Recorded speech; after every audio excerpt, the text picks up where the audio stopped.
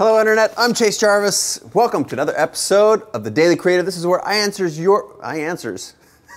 This is where I answer, with one S, I answer your questions about the challenges you're facing as an aspiring or professional creative or an entrepreneur.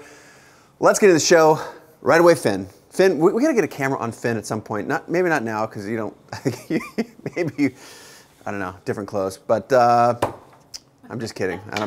Let's go. I've drawn it on too long. Yeah, you don't like my outfit, but I do have a question for you. All right, shoot the question my way. Ready? Go. Hi, Chase. My name is Jolene, and I'm the co-founder and executive director of a nonprofit called Z Girls. We are a confidence-building program for girls in sports. And as a creative, I know that I need to make the mental space and breathing room anytime that I brainstorm new ideas, create new content, and essentially create things that I know will help the business grow. But on the flip side, as an entrepreneur and an executive director, time does not exist. And I know I'm not the only one with jam-packed days of meetings and fundraisers and emails and you name it. So my constant battle is making room in the week to be creative. And I know it's imperative not only for my own sanity, but the need to create something new for the business as well. So my question is, how do you create the space to be creative? Instead of just make the time, is there something that you schedule into your week? Is there a specific tool that you recommend to hold creatives accountable to making time to create? All right. Thanks. Sorry about that. What was her name again? Jolene. Great question, Jolene. Again, I love the breadth and the depth and the breadth of this community. Jolene, cool nonprofit helping girls in sports. I love to hear that. Lots of things that are going through my mind. First and foremost is, have you heard Elle Luna? I don't know if we can do this, but whatever. Elle Luna has been, she's been on Chase Jarvis Live before. She's an incredible designer. She wrote an amazing book. I think it's called The Crossroads of Should and Must. So you get what you must have. If you think you should have more time, you should also balance your checkbook. You should also always eat well. But if you make these things a must, and that is the baseline sort of answer to your question, is you have to make this a must. You have to make time for yourself as a creative or whatever habit. And to be clear, creativity is a habit, it's not a skill. To develop a habit, you have to allocate time, and in order to allocate time, you have to carve it out of your schedule. So, I think you asked the question, how do I think about it? Well, first of all, it's a part of my day-to-day life, and I've set my life, my living up in order to surround myself in that. Now, I understand your executive director role, it's meaningful to you, it's important, you want to keep that, but you got this other sort of way. How can you start to fuse those things? How can you have a piece of your schedule every day or week to accommodate the need to be creative? Because clearly that's going to be an asset in your role as the executive director. So first and foremost, when in the day and what can you schedule as a daily habit, as a daily ritual to find time there? And again, I've got all kinds of videos about that. If you Google me and time or me and schedule, all that stuff will come up. But so that's the more detailed approach to scheduling. The thing that is the takeaway for you here is that it's not going to happen accidentally. It's just not. It's just, I don't know if, dear Jolene, it's not going to happen unless you plan for it.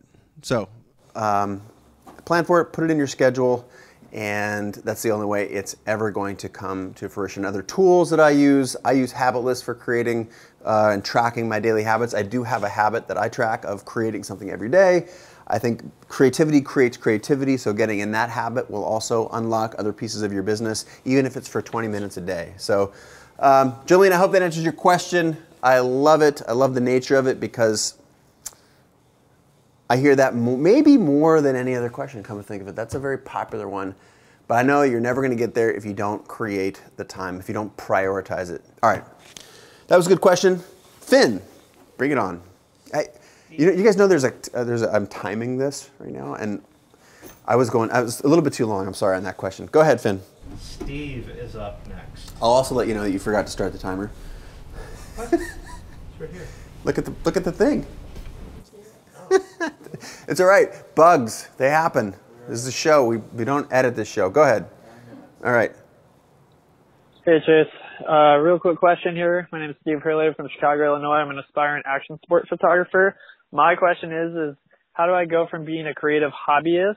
Should I start into a possible career? How do I generate?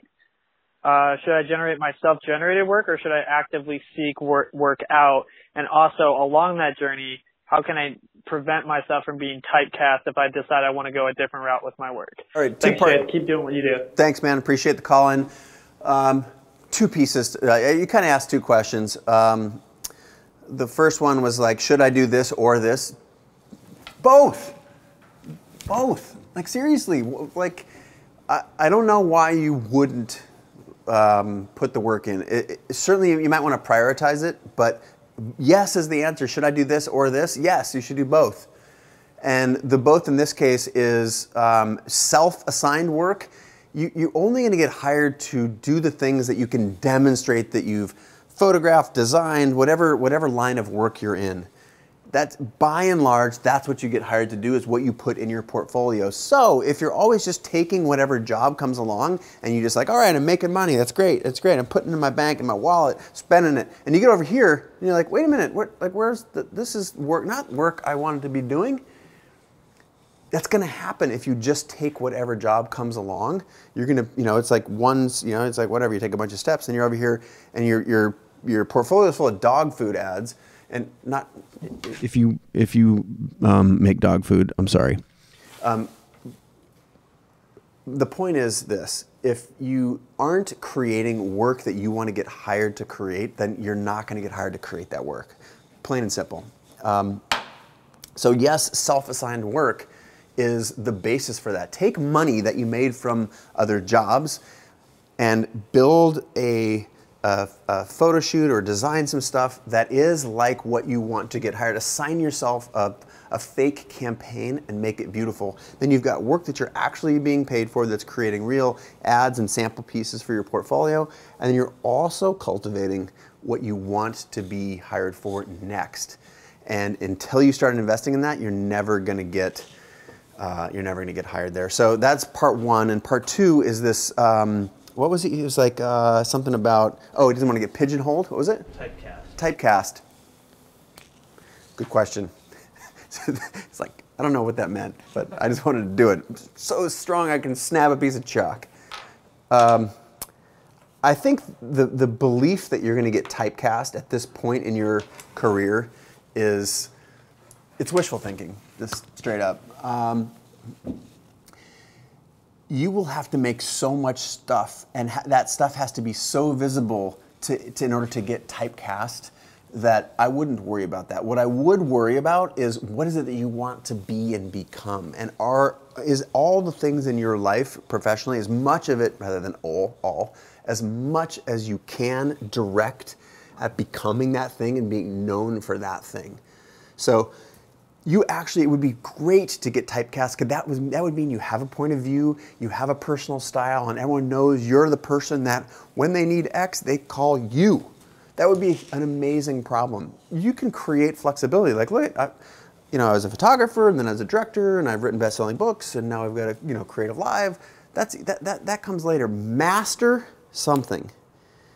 Be known for that thing. Have a personal style, and then actually the experience of learning how to master one thing will help you master other things faster. But you should not worry about being typecast at this place if you're focused on the thing that you want to be known for. Put as much of your energy as you can into that thing. And we're getting long. That's 13 minutes in the episode, so I'm going to shut it down. If you want your questions answered here on the show, it's very simple. Here's one thing you do. You call 802-962-HELP. And I'm going to just tell you what the numbers are, because help is confusing for some people. 802-962-4357. And by the way, if you're calling internationally, I've seen all kinds of stuff in my feed, like, I'm calling from Denmark. How do I do that? You just have to put a +1 in front of the number. That's like the US country code. So do that. And you may have to, charges may apply. You can put some small print down here, guys, whatever. But it's $1. If I was you, I would be fighting, kicking, screaming, scratching, pay a lot of money to get my question on the show, because I've done this work. I'm trying to help you. All right, then. Until the next episode, signing off.